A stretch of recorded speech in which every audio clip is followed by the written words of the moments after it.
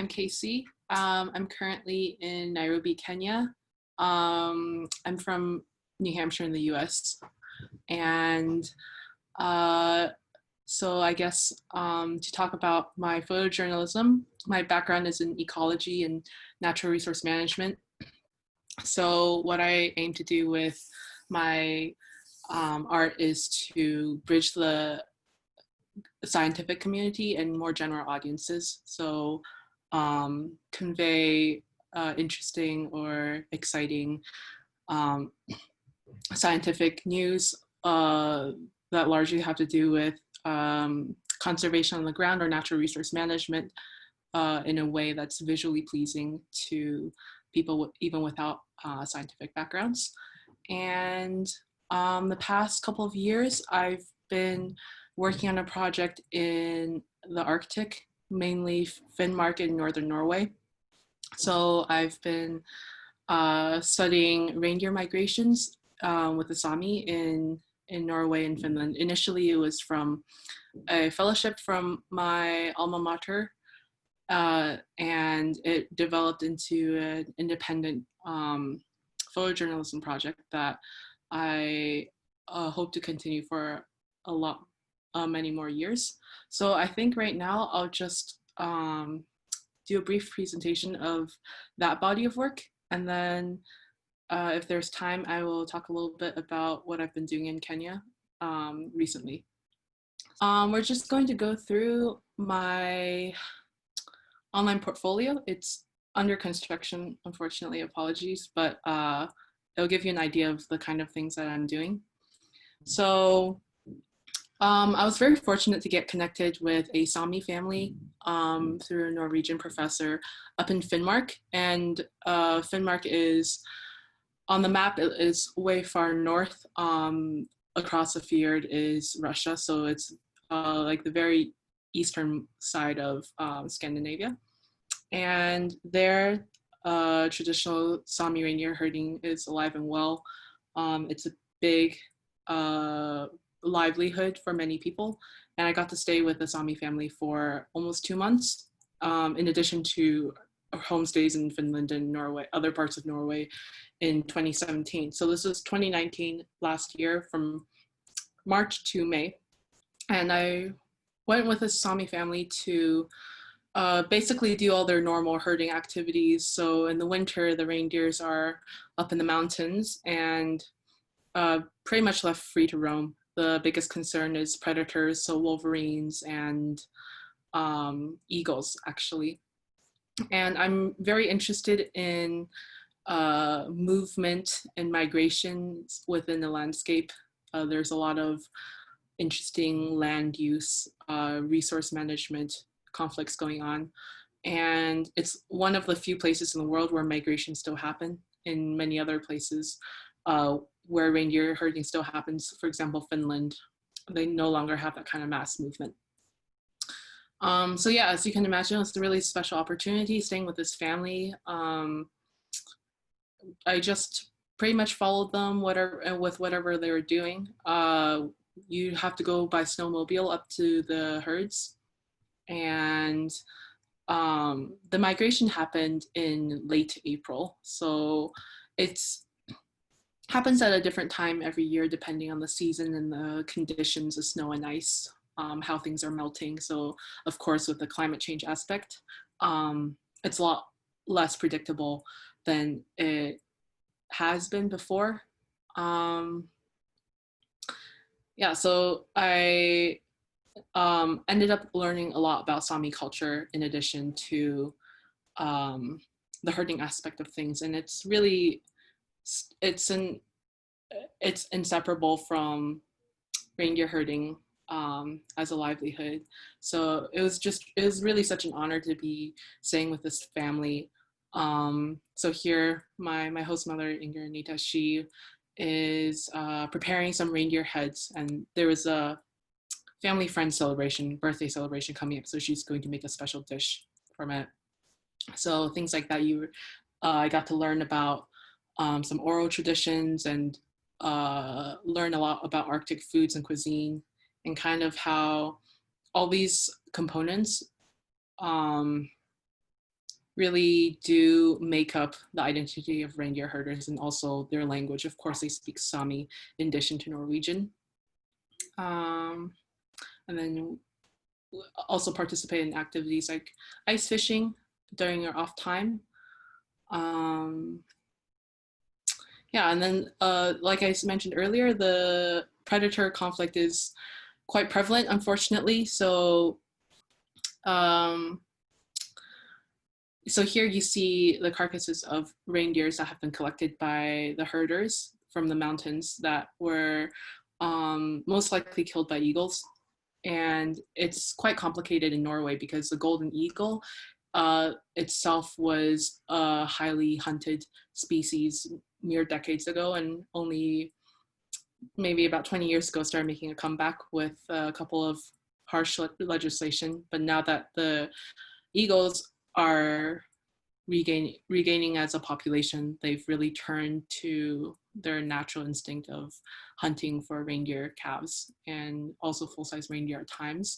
So as you can imagine, it's just a very tense situation between Sami herders who count on this as their livelihood, and very strict no shooting laws, and oftentimes international bird conservationists who want to protect birds at all costs. So it's your classic conservation conflict.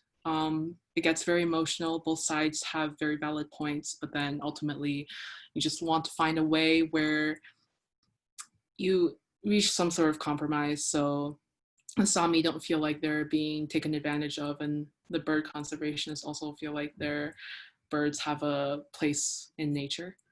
Yeah, I'm not sure if anyone here has had the chance to go to the Arctic before.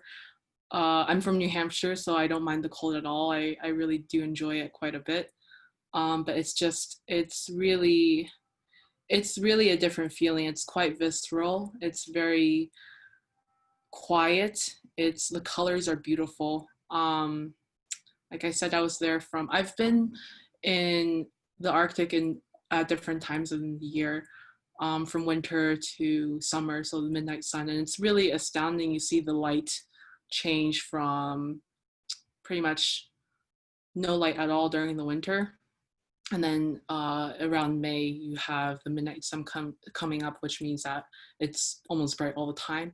And of course, from a photography point of view, you notice how everything looks so different. Everything just takes on a different tone. And here you have some fat that's being cut off of a hunk of reindeer meat, and they'll render it in their own way and use it later on for cooking. Here, my friend Mikkel, he is cutting up some dried reindeer heart. Actually, we were on a long herding op. We're trying to gather up the herds for the spring migration, and he said that this is only food you need for that time. Here he is taking a break. Yeah, and then right before I left, it was a really special opportunity to participate with the family. There's a celebration, and the girls and the men too, they dressed up in traditionally inspired Sami wear, and that was really special. This is a Swedish Sami girl, Ella. She does a lot of knitting in the downtime. Her and my host brother Henda, and yeah, so I feel like for me this is hopefully the beginning of kind of a long-term project, because the storytelling potential and also just environmental aspects of it, there's so much that is extremely underreported. And you feel like the Arctic is at the forefront of climate change and indigenous culture and reindeer herding, and then there's like the migrational movement of the aspect of there's just so much going on, and I feel like there's just potential for endless projects that you could work on forever. And then here we collected a carcass that was probably killed by wolverines, and they tried their best to collect the carcasses. And when it's fitting, they'll bring it down to the police station where there's a nature inspectorate that will take a look, and if it passes certain qualifications about whether or not it was killed by a reindeer. They get some sort of compensation scheme, but the compensation scheme, it's a whole different thing. It's quite complicated, and as you can imagine, because it's hard to tell how a reindeer was killed just based on a couple of marks. Yeah, and then you have these really beautiful vistas up in the mountains. And that's the end of this project pretty much. I think there's one more image I would like to show you. Yeah. So I'll jump really quickly into just a personal project I've been working on here in Nairobi. So I came here because of lockdown. I lived here back in 2018. But based on a whole series of circumstances, I couldn't fly home to the US, but I've been very well taken care of and very happy here. Yeah, so I've been working on a quarantine project, taking photos of strangers in the climate of coronavirus pandemic. I guess just a very brief overview. The Kenyan government is quite authoritarian and very strict on many fronts. So, for example, mask wearing. I know in the US it's a huge debate. Here it's just by law you have to wear a mask, whether you like it or not. And there isn't really grounds for debate about stuff like this. It's just not in the social political climate. Yes, but the lockdown has been going on for international borders sealed in early April, and we've had curfew ever since March. The curfew was relaxed by 2 hours, so it goes from 4 a.m. to 9 p.m. now.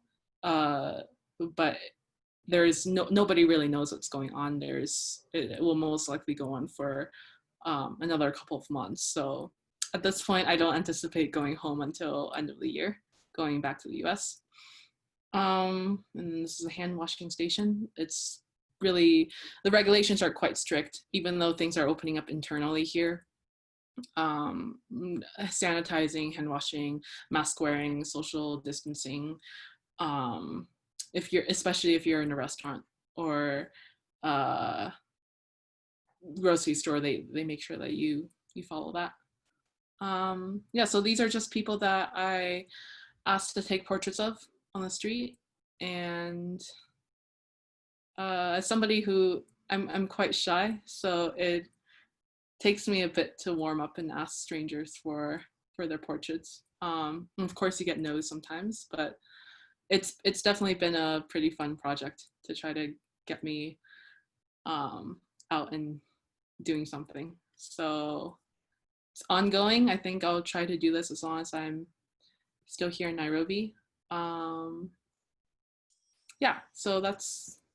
So is this your website, or you said that you're working on it, or? Yeah, it's my online portfolio, but I just I changed to this platform quite recently, so it just still needs a bit of tweaking. Yeah, it's my website.